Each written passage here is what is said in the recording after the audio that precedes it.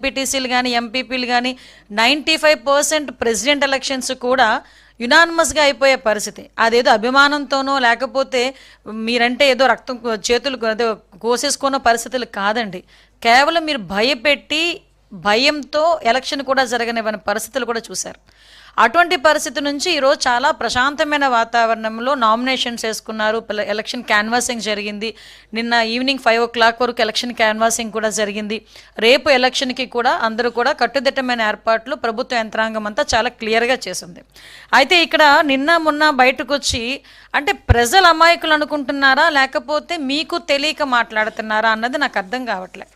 ఇప్పుడు ఒక పోలింగ్ బూత్ని మార్చే ప్రక్రియ ఒక సీఎం చేతిలోనో లేకపోతే ఇంకొకరి చేతిలోనో ఉండదు అన్న సంగతి మీకు తెలుసా అని అడుగుతున్నా. ఎందుకంటే ఒక ఎలక్షన్ కమిషన్ నుంచి వచ్చిన గైడ్ లైన్స్ ప్రకారమే పోలింగ్ బూత్లు అన్నవి చేంజ్ చేయడం కానీ వాళ్ళ మార్పులు చేర్పులు అన్నవి కంప్లీట్గా ఎలక్షన్ కమిషన్ చేతిలో ఉంటాయి. ఎలక్షన్ కమిషన్ దీని మీద నోటిఫికేషన్ కూడా ఇచ్చింది. గత 28వ తారీఖున నోటిఫికేషన్ కూడా మనకు వచ్చింది. తర్వాత ఈ ఎలక్షన్ నోటిఫికేషన్ రన్నింగ్ కూడా మనకు 30th నుంచి వచ్చింది. దీనికన్నా ముందుగానే మనకి ఎలక్షన్ బూత్లకి సంబంధించి ఏదైనా అబ్జెక్షన్ అలా చేంజెస్ ఉన్నాయి, ఏదైనా అబ్జెక్షన్ ఉంటే కనుక అబ్జెక్షన్స్ తెలియజేయండి అని చెప్పి ఎలక్షన్ కమిషన్ నుంచి 17వ తారీఖున ఒంటిమిట్ట 19వ తారీఖున పులివెందులకి సంబంధించి అబ్జెక్షన్స్ ఏవైనా ఉన్నాయా అని ఎలక్షన్ కమిషన్ ఒక నోటిఫికేషన్ కూడా జారీ చేసింది. ఆ టైంలో ఏ రాజకీయ నాయకులు కానీ ఎవరు కూడా మాకు ఈ అబ్జెక్షన్స్ ఉన్నాయని చెప్పని కారణంగా వాళ్ళు విత్ ఇన్ ద టైం పీరియడ్లో వాళ్ళు ఆ బూత్ని కన్ఫర్మ్ చేస్తున్నారు. ఇంకొకటి ఇక్కడ విషయం ఏంటంటే జనరల్ ఎలక్షన్స్లో ఎలక్షన్ కమిషన్ కూడా గ్రామాలని పరిగణలోకి తీసుకుంటుంది. కానీ ఇక్కడ లోకల్ ఎలక్షన్స్కి వచ్చేసరికి పంచాయతీలని పరిగణలోకి తీసుకుంటుంది కాబట్టి ఇప్పుడు బౌలింగ్ బూత్లకి సంబంధించి మార్పులు చేర్పులు అనేవి జరిగినాయి.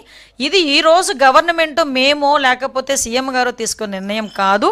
దయచేసి ఇది ఎలక్షన్ కమిషన్ ప్రొసీజర్ ప్రకారం జరిగిందన్న సంగతి నేను ప్రజలకి చెప్తున్నా.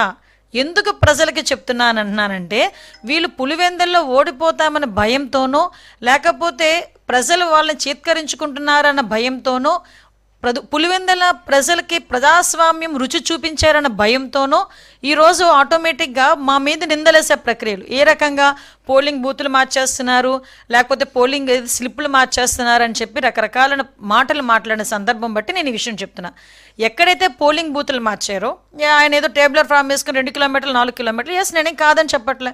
దానికి సంబంధించి ఫుల్గా ప్రికాషనేట్గా పోలీస్ డిపార్ట్మెంట్ రెవెన్యూ డిపార్ట్మెంట్ కలిసి ఎలక్షన్ కమిషన్ ఆదేశాల మేరకు ఏదైతే అక్కడ ప్రికాషనరీ యాక్షన్స్ తీసుకోవాలో అవన్నీ తీసుకున్నాం. వాళ్ళు ఏదైతే రోడ్డు ఉందో రోడ్డు మీద ఆల్రెడీ 3 రూట్స్ కూడా డిపార్ట్మెంట్ వాళ్ళు ఏర్పాటు చేశారు.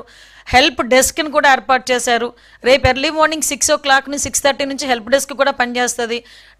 కలెక్టర్ గారు అక్కడ నుంచి ఓటర్లకి ఓటేసి రావడానికి వెహికల్స్ కూడా అరేంజ్ చేశారు, బస్సెస్ కూడా అరేంజ్ చేశారు. ఫుల్గా పోలీస్ బందోబస్తు కూడా మేము ఏర్పాటు చేసుకున్నాం. పైగా వీళ్ళు మాట్లాడతారు బైండ్ ఓవర్స్ అన్నది రెగ్యులర్ ప్రక్రియ. ఎవరి మీదైనా నేరారోపణలు ఉన్నా లేకపోతే నేర ప్రవృత్తి కలిగిన వాళ్ళు ఉన్నా హ్యాబిచువల్గా వాళ్ళు క్రైమ్ చేసే వాళ్ళు ఎవరైనా ఉన్నా లేదు ఈ ట్రబుల్ మ్యాంగోస్ ఉంటారు వాళ్ళు ఎవరైనా ఉన్నా వీళ్ళందరినీ కూడా బైండ్ ఓవర్ చేయటం అన్నది ఎలక్షన్ ప్రక్రియలో ఒక ప్రక్రియ. ఎందుకంటే వీళ్ళు ఎలక్షన్ ఏమైనా ఇబ్బంది పెడతారేమో లేకపోతే ఎటువంటి అవాంఛనీయ సంఘటనలు చేయడానికి వీళ్ళు ఇబ్బంది పడతారేమో అనే విషయంతో ముందుగానే బైండ్ ఓవర్ ఒక వైఎస్ఆర్సీపీ వాళ్ళ మీద కాదండి, బోత్ పార్టీస్ మీద కడతారు.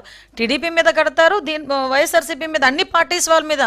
ఈ 2 పార్టీలే కాదు, యాక్టివ్గా అన్ని పార్టీలు ఎవరైనా ఇటువంటి నేర ప్రవృత్తి ఉన్న వాళ్ళు ఎవరైనా ఉన్నారు అనుకుంటే పాత నేరస్తులు ఎవరైనా ఉన్నా రౌడీ షీటర్స్ ఉన్నా వాళ్ళందరినీ కూడా బైండ్ ఓవర్ చేయటం అన్నది ఎలక్షన్ ప్రక్రియలో భాగం.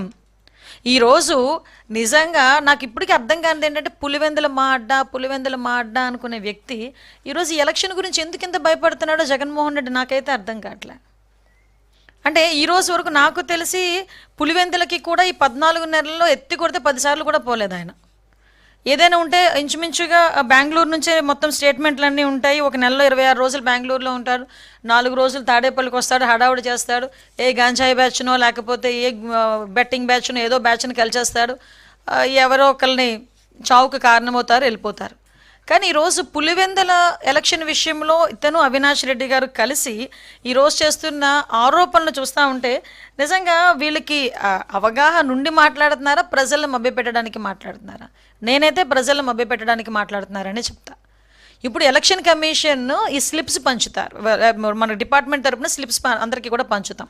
వీళ్ళు ఏమంటున్నారు, ఎవరైతే ఓటర్స్ ఉన్నారో వాళ్ళు బెంబేలు పడిపోతున్నారు. దేనికి? ఓటర్ లిస్టులో ఏదైతే ఓటర్ స్లిప్ ఉంటామో ఆ స్లిప్లో వాళ్ళు ఏ బూత్లో చేస్తారో వే ఏంటి, ఎవ్రీథింగ్, ఎన్ని కిలోమీటర్లు అన్నీ కూడా ఓటర్ స్లిప్లో డెఫినెట్గా ఉంటాయి. సో ఓటర్ స్లిప్లు పంచడం అయితే నిన్న ఈవినింగ్కి 95% అయిపోయింది. ఈ రోజుకి 100%, 100కి 100% కూడా ఓటర్ స్లిప్స్ డిస్ట్రిబ్యూట్